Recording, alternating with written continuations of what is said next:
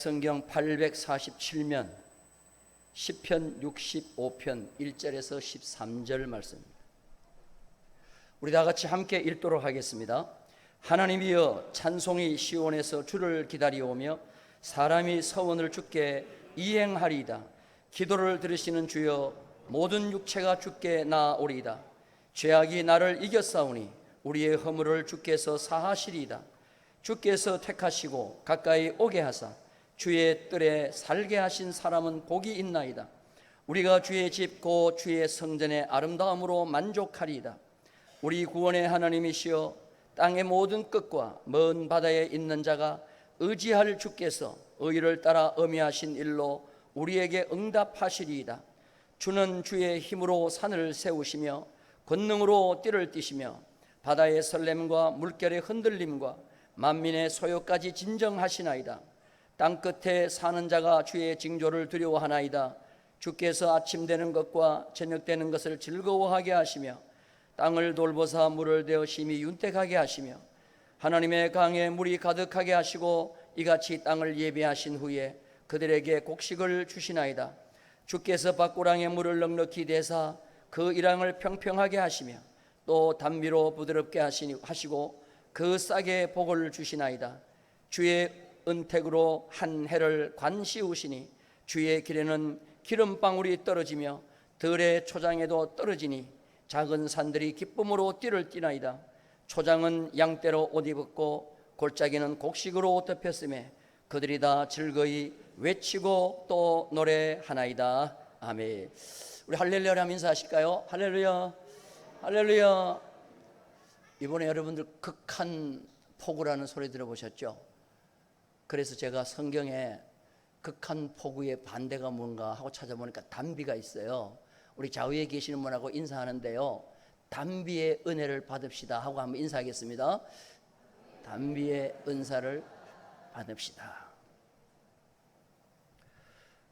이번 장마와 극한 폭우로 많은 희생자가 생겼습니다. 먼저 이 아픔을 당한 우리 모든 유족들에게 주님의 위로가 꼭 함께 하시기를 주님의 이름으로 축복합니다.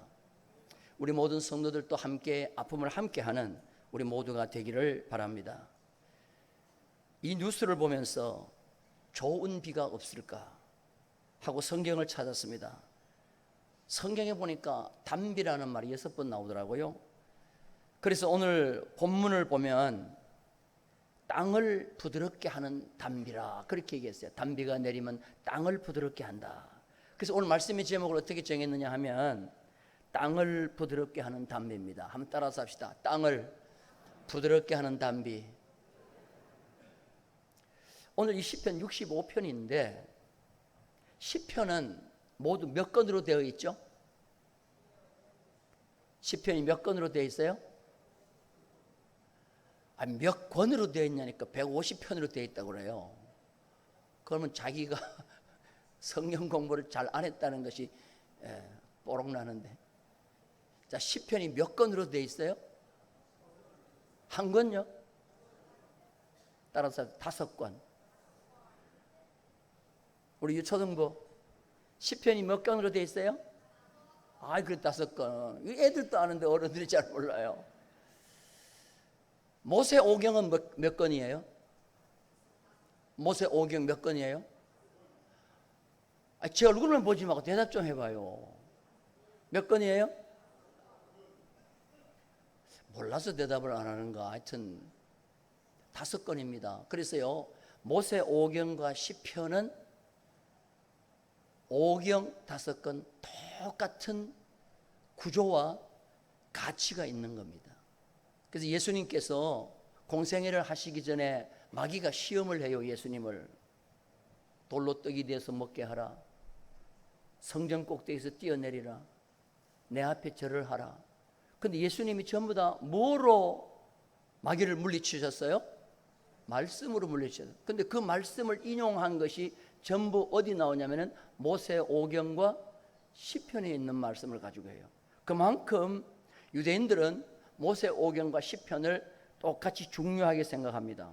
그래서 시편 1권이요, 시편 1권이 1편에서 41편까지가 1권이요, 1권. 그 1권은 창세기와 같아요. 창세기의 주된 내용이 뭡니까? 사람이에요. 인간 창조가 제일 중요합니다. 그래서 시편도 1권인 1편에서 41편까지 보면은 사람이 제일 중요하게 나와요. 그래서 시편 1편 1절 뭐로 시작하죠? 복 있는 사람은 시작하는 거예요. 그 다음에 마지막에 가면은 뭐요? 악인은 그렇지 않으며.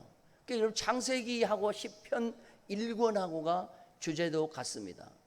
시편 2권은 42편부터 72편까지가 시편 2권이에요.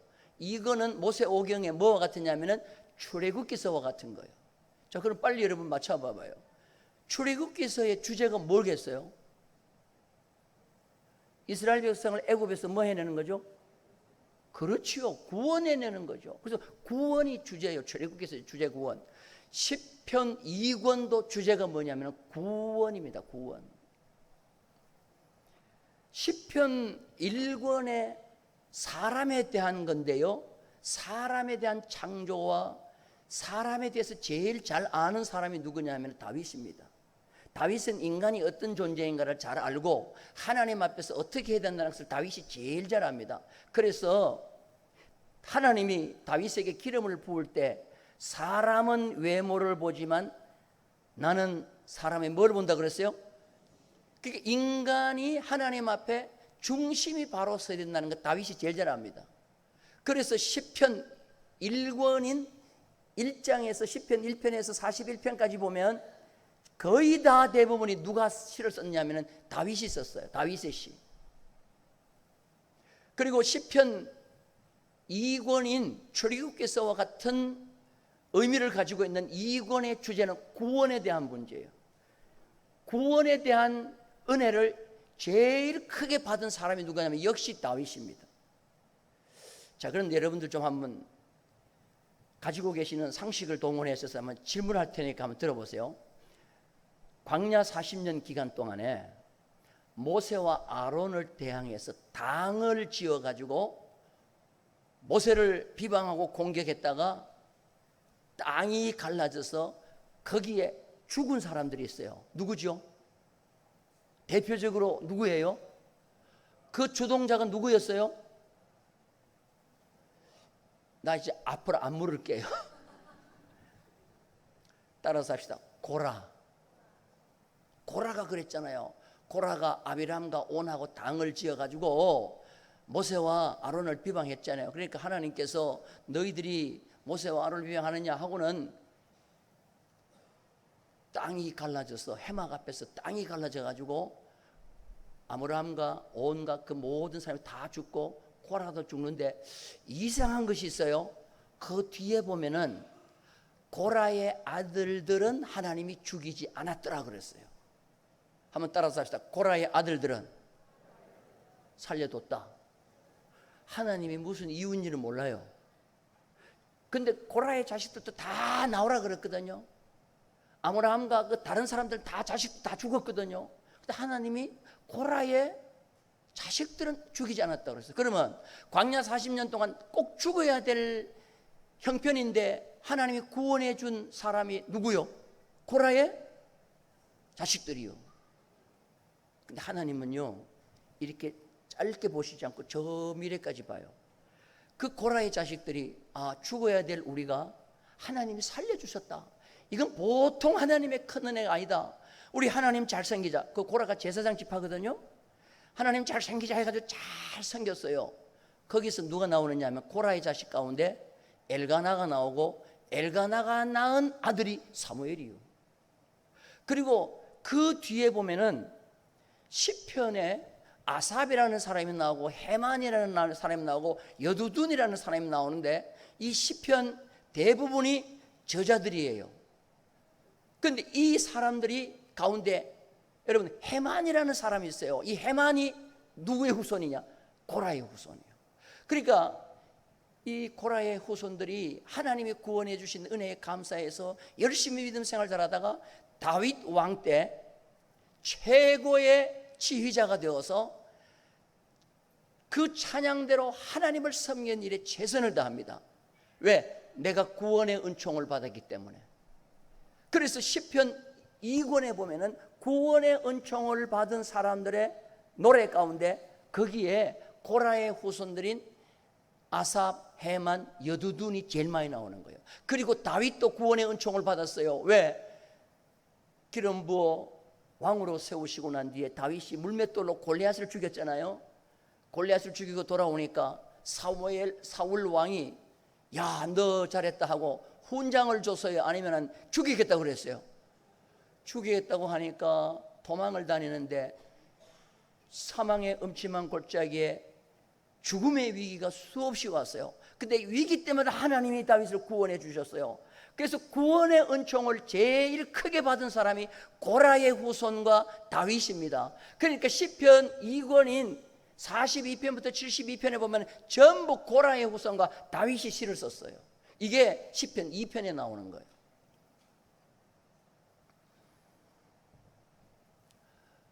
다윗이 왕이 되고 난 뒤에 하나님께서 다윗을 구원해 주셔서 왕이 되고 난 뒤에 출애굽기서를 재현합니다.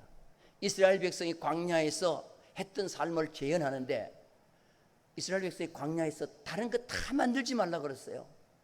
하늘에 있는 것이나 땅에 있는 것이나 물속에 그 어떤 것도 만들지 말라. 그러나 한 가지는 만들라 그랬어요. 뭐를 만들라 그랬죠?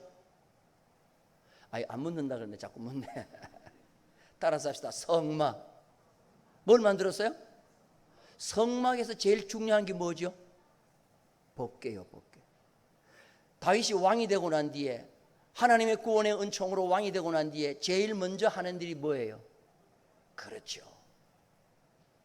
출애굽기에서 이스라엘 백성이 애굽에서 구원받은 백성이 만들었던 그 회막을 다시 만듭니다. 그래서 법궤를 찾으려고 아비나답의 집에 가는데 몇만 명의 군사를 동원했냐 하면은 3만 명의 군사를 동원합니다. 어느 날 아비나답의 집에 군인들이 막 몰아닥치는 거예요.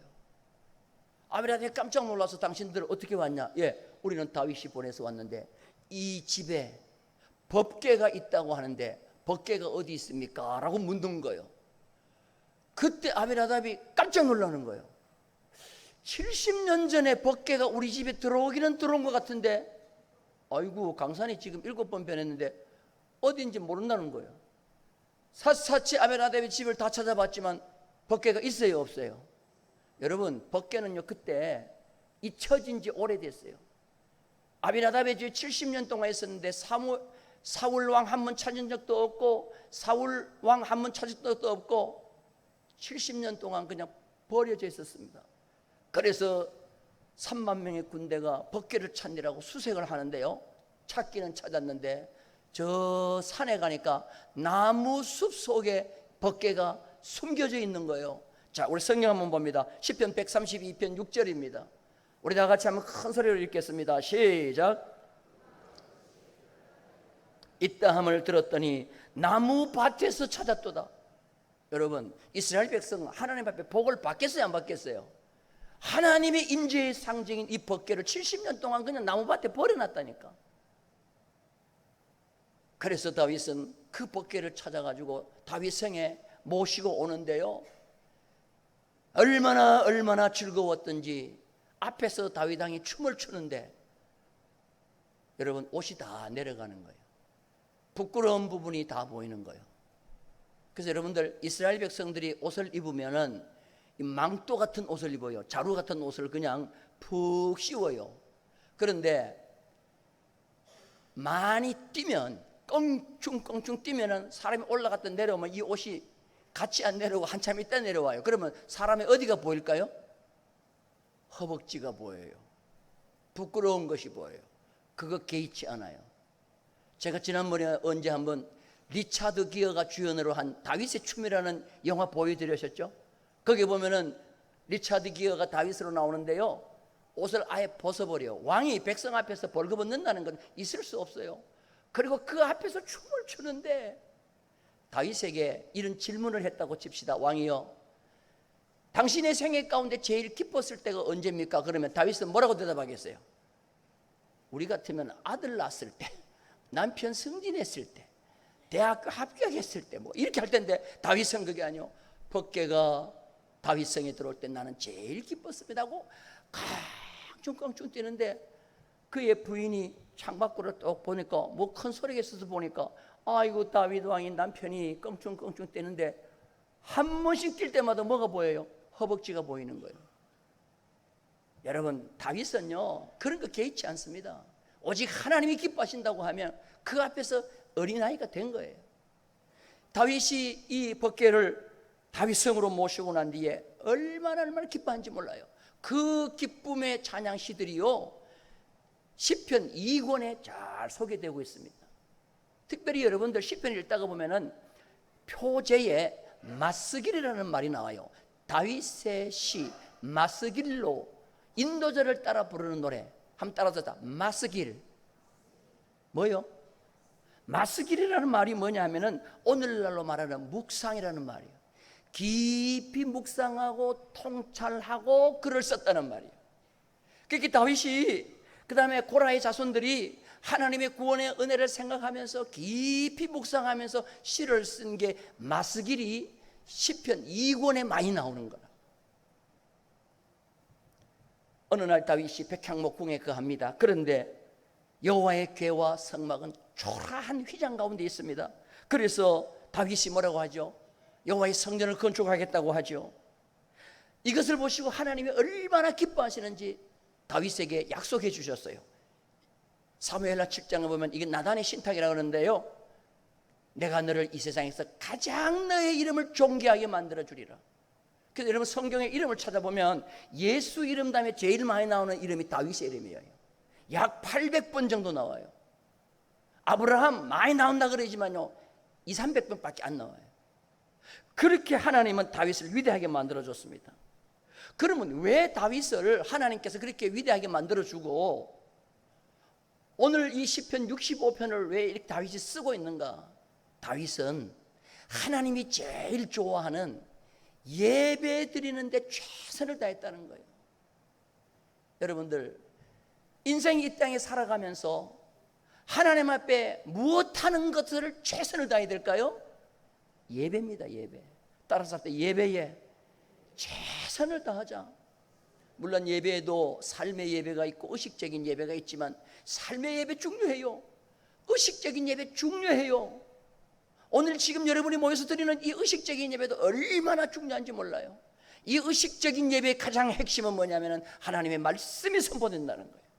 근데 여러분이 삶으로 드리는 세상에서 드리는 예배는 거기에는 말씀을 선포하는 것이 아니라 받은 오늘 의식적인 예배에서 주신 말씀을 받고 그 말씀을 나가서 행동으로 옮기는 거예요. 이것이 이제 삶의 예배로 이어지는 것입니다. 다윗이 하나님 앞에 예배를 제일 소중히 하는데 예배에 소중한 것이 있습니다. 중요한 것이 있는데 첫 번째가 뭐냐? 찬송이라는 거예요. 예배에는 뭐가 제일 중요하냐? 따라서 찬송이 중요하다. 믿으시면 아멘? 자, 우리 1절 말씀 볼까요? 1절 말씀 다 같이 읽겠습니다. 시작. 하나님이여 찬송이 시온에서 주를 기다리오며 사람이 서원을 주께 이행하리이다. 지금 이거를 문예적 표현이에요. 시적 표현입니다. 지금 찬송이 하나님을 기다린다는 거예요. 여러분 찬송이 하나님을 기다린다는 표현이 뭐겠어요? 여러분 얼른 생각해 봐요. 지금 이 다윗이 이 시를 쓰면서 하나님 시온에서 찬송이 하나님을 기다립니다. 이 말은 다윗이 뭘 하고 싶다는 거예요? 하나님 앞에. 그렇죠. 나의 찬송을 하나님께 올려드릴 마음의 준비가 다 됐으니 이제 내 찬송을 받으시기 위해서 준비하십시오. 기다리십시오. 여러분 주의 전에 예배드리러 나올 때 오늘 또 내가 하나님 앞에 올려드릴 그 찬양을 정말 다윗처럼 하나님 앞에 올려드리기 위해서 하나님 오늘 나의 찬양이 하나님께 올려집니다. 나의 찬양이 하나님을 기다리고 있습니다. 하나님 나의 찬양을 받아주옵소서. 이런 찬양이 하나님 앞에 올려지기를 주님의 이름으로 축원합니다. 다윗이 언약궤를 다윗성에 모셨다 그랬죠. 모시고 난 뒤에 가만히 뒀을까요? 아니면 뭘 했을까요? 그 법궤 앞에 찬양대를 조직하는 거예요. 찬양대를 조직하고 1년 365일 계속 찬양이 끊이지 않겠다는 거예요. 자, 우리 성경 한번 봅니다. 역대상 6장입니다. 31절 우리 큰 소리로 읽겠습니다. 시작. 언약궤가 평안을 얻었을 때, 자 잠깐만, 언약궤가 평안을 얻었다는 말, 언약궤가 사람입니까? 평안을 얻게? 그러면 다윗이 이 언약궤를 어떻게 모셨다는 거예요? 그냥 돌비로 모셨다는 거예요? 아니면 하나님 자체로 모셨다는 거예요? 그렇지요. 하나님처럼 편안하게 이제 이 다윗 성에 와 계시옵소서, 평안하게 모셨다는 거예요. 계속 읽겠습니다. 다윗이 여호와의 성전에서 찬송하는 직분을 맡긴 자들은 아래와 같더라. 지금 여호와의 성전에서 찬송하는 직분을 맡았다고 그랬어요. 자, 여러분들, 지금 성전이 사실 있었어요, 없었어요? 지금 법궤 갖다 놨을 때 성전이 있었어요, 없었어요? 없었죠. 솔로몬이 성전을 세우죠. 그런데 지금 다윗은 이 법궤를 모신 곳을 무엇으로 생각하고 있어요? 그렇지, 성전으로 생각하고 있는 거예요. 그 법궤가 모신 이 성전에서 하나님을 찬송하는 사람들은 아래와 같다 하면서 쭉 설명을 하는데요, 여기서 평안히 거한다는 말이 뭐냐 하면은 최고의 휴양지에 모셨다는 뜻이에요. 그때의 최고의 휴양지에 하나님을 모셨다는 뜻입니다. 그래 모셔놓고 다윗은 찬양대를 조직하는 거예요. 레위 자손 가운데 세 사람을 찬양의 우두머리로 삼았습니다.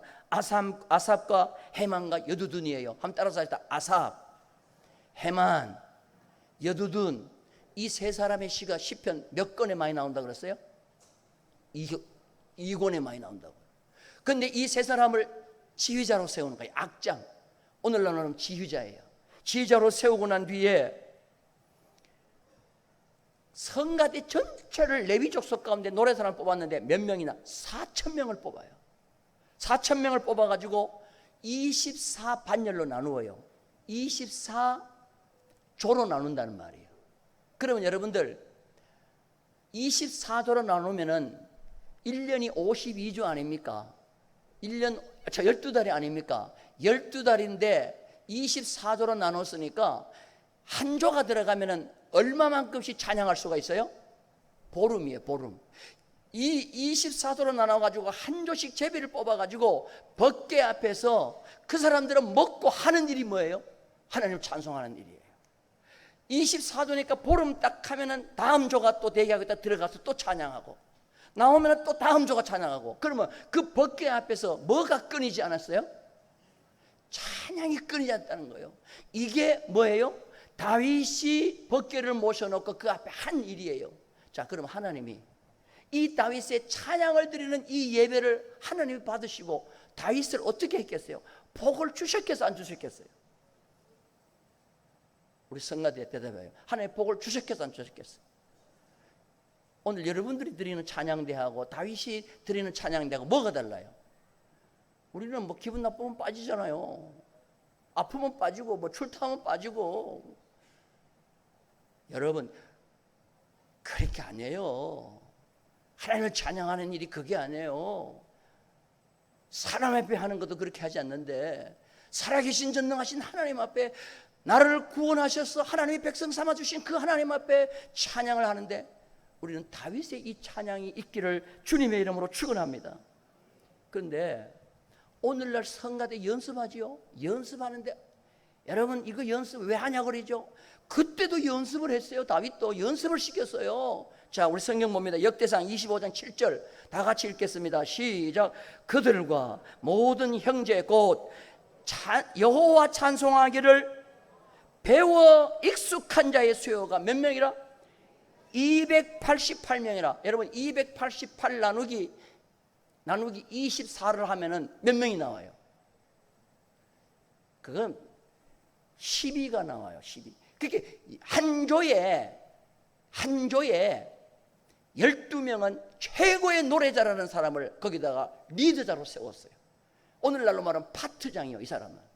그 12명씩은 노래를 잘하는데 이 사람들은 익숙하게 배웠다 그랬어요. 따라서 합시다. 익숙하게 배웠다. 그러니까 익숙하게 배웠다는 말은 솔직히 말해서 악보 보고 악보 대충 막 악보 볼라네 지져버려 그게 아니요. 완전히 머릿속에 가사와 찬양으로 꽉 차 있어가지고 그냥 영감으로 흘러나오는 영감으로 나오는 거예요. 이 찬양을 하나님 앞에 올려드렸다는 겁니다. 근데 배웠다는 말을 내가 도대체 어떻게 배웠을까? 이게 어떻게 그냥 배웠을까? 오늘날 배우는 거가 뭐가 다를까 싶어서 배웠다는 말을 원문을 찾아봤어요. 찾아보니까 따라서 합시다. 라마드인데 이 말은 뭐냐 하면은 뾰족한 막대기라는 뜻이요. 뾰족한 막대기. 여러분, 지금 뭘 배우는데 왜 뾰족한 막대기가 왜 필요해요? 우리 주일 학생들, 유초등부 한번 대답해 봐.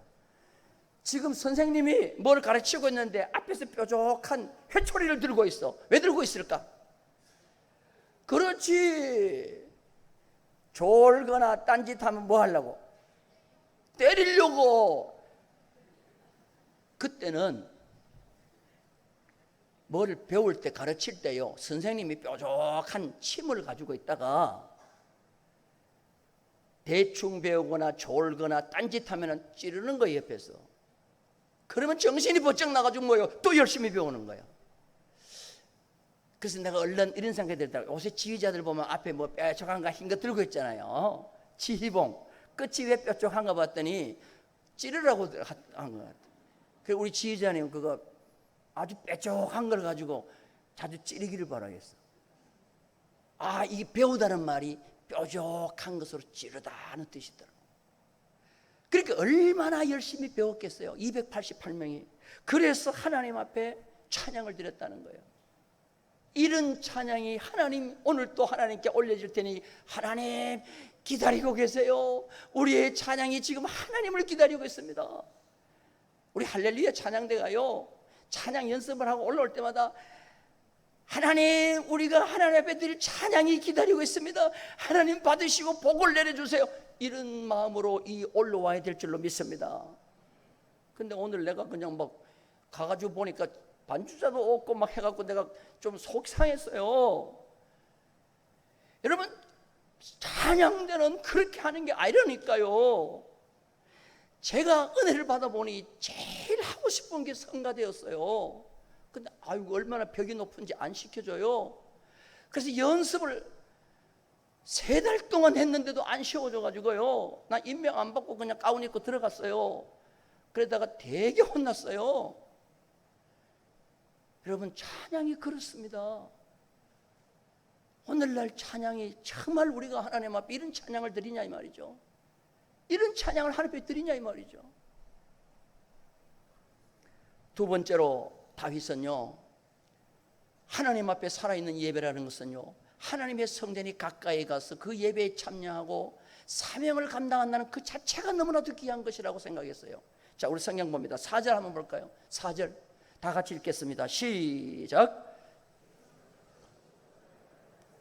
주의 뜰에 살게 하신 하나님은 복이 있나이다.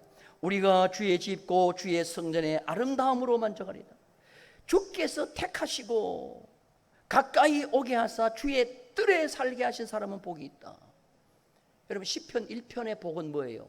여호와의 율법을 즐거워하여 그 율법을 주야로 묵상하는 사람이 복이 있다 그랬잖아요. 그런데 시편 2권에서의 복은 뭐냐? 주의 뜰에 거하고 주의 가까이 온 자가 복이 있다는 거예요. 주의 뜰에 거하고 주의 가까이 온 자가 예배에 오늘 참여한 자를 말하는 거예요. 여러분들, 주일날 예배 시간에 주의 성전에 참여하고 하나님 앞에 가까이 오는 자가 되기를 주님의 이름으로 축원합니다. 하나님은 우리를 만민 중에 택하셔서 특별히 하나님의 자녀로 삼아 주셨습니다. 그래서 하나님께 가까이 오게 만들어 주셨어요. 그런데 하나님께 가까이 와야 할 예배드리는 시간에 가까이 오지 아니하고 다른 곳에 가 있다. 그 자가 어떻게 복을 받을 수 있냐 이 말이에요. 주의 뜰에 살게 하신 사람이 누구입니까? 누구를 주의 뜰에 살게 하셨어요? 구약에 제사장들입니다. 제사장들은 먹고 나면 주의 뜰에 와서 수종드는 거예요. 오늘 우리가 주의 뜰에, 주의 성전에 와서 여러 가지 다양한 방법으로 수종을 들고 있습니다. 이게 얼마나 큰 영적 제사장으로서의 큰 복이에요. 다윗의 만족은 다른 것에 있지 아니었습니다. 주의 뜰에 와서 주님께 가까이 내게 주신 사명 감당하는 그 자체가 주의 성전의 아름다움으로 나는 최고의 만족함을 누리겠다 그랬어요. 최고의 만족하리로다는 이 말이 뭐냐 하면요, 주의 성전의 아름다움으로 만족한다 그랬어요. 그 아름다움이 뭐냐면은 한 상에 둘러 앉아서 밥을 먹는다는 교제를 말해주고 있습니다. 그래서 하나님의 몸된 교회마다요, 이 땅에 세운 교회마다 교회들이 모든 식구가 한 가족처럼 앉아가지고 아름다운 식탁 교제를 나누고 즐겁게 담아는 그 아름다움으로 다윗은 최고의 만족함을 누린다는 거예요. 이 만족한다는 말이 오늘 보면은 과거형도 아니고 현재형도 아니고 미래형으로 되어 있어요. 만족하리이다. 오늘 내 예배가 100점이 아니요, 조금 더 아름답게 드려야지, 그 다음에 조금 더 아름답게 드려야지, 주님 앞에 서는 날까지 최고의 만족스러운 예배로 하나님께 드리겠다는 이 다윗의 열정이 이 속에 들어가 있는 것입니다. 그리고 다윗은 하나님 앞에 이 찬양을 올려드린 이유가 뭐냐면, 하나님은 권능과 힘의 하나님이기 때문에 그 힘의 하나님 앞에 찬양을 드린다는 거예요. 6절 7절 말씀 한번 볼까요? 다 같이 한번 보겠습니다. 시작. 주는 주의 힘으로 뭐를 세우시고? 산을 세우시고 권능으로 띠를 띠시며, 7절, 바다의 설렘과 물결의 흔들림과 만민의 소요까지 진정하시나이다. 여러분, 여기서 산을 세운다 그랬어요. 여러분들 뭐 집 하나 세우는 거, 이거는 뭐 사람이 할 수 있어요. 그런데 여러분, 산을 하나 세울 수 있어요? 에베레스트 산 같은 거, 그 산을 하나 세울 수가 있어요? 하나님은 산을 세우시고, 이건 힘의 상징, 힘. 그래서 다윗은요, 산을 보면서 항상 하나님을 생각했어요. 내가 산을 향하여 눈을 들리라. 나의 도움이 어디서 올까? 천지를 지으신 뭐요? 여호와 하나님에게서로다. 그런데 산을 세우신 그 하나님의 권능으로 띠를 띠시고 그랬어요. 허리띠를 띈다는 것은 신분을 상징해 주고 있습니다.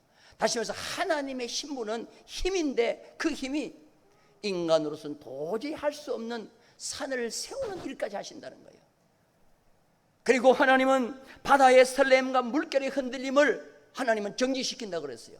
태풍이 불어와서 바다가 큰 파도가 칠 때 그 파도를 잠잠케 하시는 것도 하나님이 하시고, 그 다음에 그 뒤에 보니까 만민의 소요가 뭡니까? 데모요, 데모. 만인이 일어나가지고 데모하고 떨고 해도 하나님이 그들을 잠잠케 하신다고 그랬어요. 이 말씀 묵상하면서, 아이고, 하나님 또 대한민국에 와가지고 좀 소요를 좀 진정시켜줬으면 좋겠습니다. 얼마나 진짜 너무 멀어져 있어요. 너무 멀어져 있어. 하나님이 바로 이런 하나님이기 때문에 그 하나님 앞에 다윗은 찬송하고 예배한다고 그랬습니다. 우리가 금년도에 장마를 맞이했잖아요. 저도 태어나서 이렇게 긴 장마도 못 본 것 같고, 이렇게 물이 많이 내린 것도 내가 못 본 것 같아요. 뭐 여기는 통영은 그렇게 많이 오지도 않았어요. 제가 고향이 예천인데, 예천이 이번에 굉장히 뉴스에 많이 나왔어요. 그 어떤 분들이 더 보고, 목사님 고향 괜찮으세요? 예, 고향은 형님 집은 괜찮지만 다른 곳은 참 22명인가가 이번에 사상자가 생겼죠. 근데 형님한테 물어보니까요, 80평생에 비가 이렇게 온 적이 없다는 거예요. 그냥 물을 그냥 들어부었대요. 폭포래, 폭포. 여러분들, 그 예천 지방은요, 영주 풍기에서 단양을 넘어가는 중령이라는 것이 있고요, 예천에서 오른쪽으로 서울을 가려면 중령을 넘어가요. 외쪽으로 문경으로 해가지고 충주로 넘어가려면 조령, 이화령, 조령을 넘어가요. 그 중령과 조령 사이에 딱 끼어 있는 게 예천이에요. 그래서 중령 쪽에서 비가 오면은요, 그게 다 몰려가지고 어디로 가면은 예천, 내성천으로 흘러요. 이번에 그 해병대 최상병이 실종된 데가 보문교라는 데인데요, 그 보문교는 내가 잘 알아요. 고등학교 다닐 때 교련복 입고 행군할 때 맨날 그 백사장으로 우리가 행군을 갔어요. 한 4km 정도 되거든, 예천에서요. 다리가 굉장히 깁니다. 낙동강 상류인데요. 근데 그 물살이 세고 물이 굽이쳐 흐르는데, 평소에는 백사장인데 저 구석은 깊어요.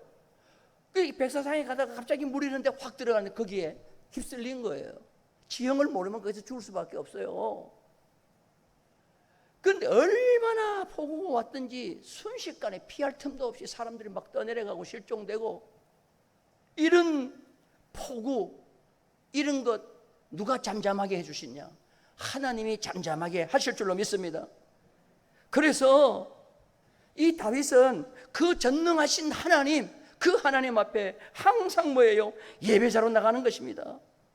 그래서 하나님 앞에 늘 항상 예배드림으로 말미암아 하나님께로부터 단비가 내리기를 원하는 거예요. 자, 우리 성경 한번 다시 한번 보도록 하겠습니다. 10절 말씀 볼까요? 다 같이 한번 읽겠습니다. 이렇게 하나님 앞에 예배드림으로 하나님께서 다윗에게 어떤 은혜와 복을 주시느냐, 다 같이 읽겠습니다. 시작. 주께서 밭고랑에 물을 넉넉히 대사 그 일항을 평평하게 하시며 또 단비로 부드럽게 하시고 그 싹에 복을 주시나이다. 할렐루야. 오늘 이 참 놀라운 단비의 역사, 이 단비는요 라비브라는 말인데 뭐냐, 가깝다, 친근하다 하는 뜻이 있어요. 자, 여러분들 가까운 친구가 오랜만에 만났어요.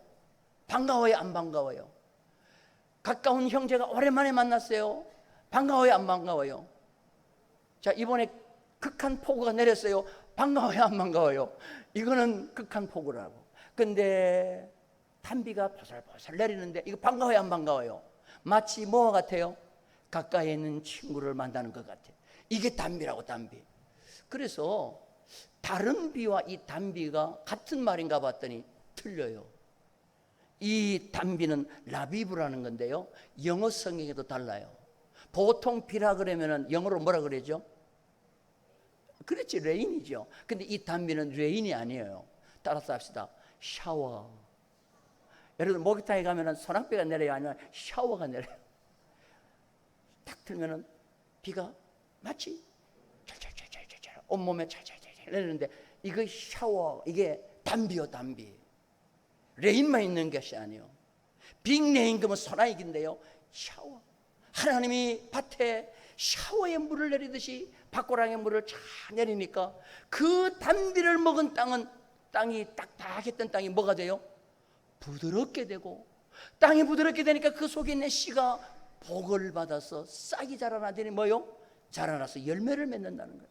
이게 예배를 통하여 단비의 역사가 우리에게 있을 때 그 단비를 통하여 우리 속에 있는 말씀의 씨가 자라서 열매 맺는 놀라운 축복의 역사를 다윗은 그대로 설명하는 거예요. 이걸 시적으로 표현한 거란 말이에요. 이해되시면 아멘. 그래서 다윗이 찬송을 드리고 기도를 드리고 또한 주 예전에 가까이 와서 사명을 감당하고 이렇게 하나님 앞에 열정적으로 예배를 드리니 하나님께서 가장 그때 적절한 단비를 밭고랑에 주셔서 부드러운 땅을 만들게 하고 그 부드러운 땅에 씨가 복을 받아 자라나서 열매를 맺어 곡식을 풍성하게 베풀어 준다. 이것이 오늘 얘기하는 시편이란 말이에요. 할렐루야. 오늘 제일 중요한 게 뭐예요? 제일 중요한 게 단비를 우리가 하나님 앞에 복으로 받으려고 하면은 뭐를 잘 드려야 된다는 거예요? 예배 중에서 뭐를 잘해야 된다는 거예요? 찬양대 대답해. 예배 중에서 뭘 잘해야 되는 거예요? 우리 찬양되면 찬양 잘해야 되겠어요? 모든 성도 다 해야 되겠어요? 예배 시간 되면 창조의 아버지를 찬양할 때 되면요, 그 창조의 아버지에게 우리가 빨려 들어가야 돼요. 그러면서 그 하나님을 찬양해야 되는데, 내가 앞에서 보면은 조는지 찬양을 하는지 내가 솔직히 몰라요. 여러분 그렇게 드리지 마세요. 찬양을 드리면요, 솔직히 목에 힘줄이 뚜렷하게 드러나야 됩니다. 목젖이 보여야 됩니다. 그러면서 하나님을 높이세요. 그러면 그 찬양 받으신 하나님이 다윗에게 단비를 주신 것처럼 단비를 주시는 거예요. 그래서 우리 충무교회의 예배가 정말 살아있는 예배, 하나님께 영광을 돌리는 예배가 되고, 그 예배 시간마다 하늘에서 단비가 내려 우리의 심령을 부드럽게 해서 씨를 싹 틔워 풍성한 곡식을 거두게 하시는 그런 은혜가 있기를 주님의 이름으로 축원합니다.